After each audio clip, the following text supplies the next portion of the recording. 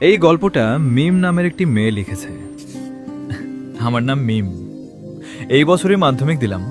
আমি একটা ছেলেকে খুব ভালোবাসতাম। আমি থাকি শহরে আর ছেলেটি থাকে গ্রামে। আমাদের অনলাইনে পরিচয় হয়।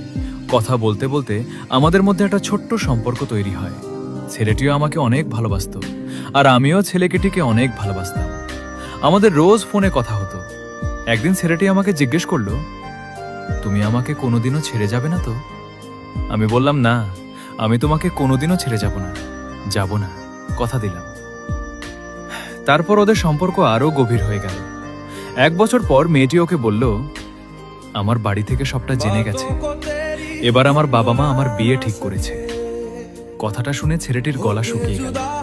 ছেলেটি সরাসরি বলল, তুমি কি এই বিয়েতে রাজি আছো?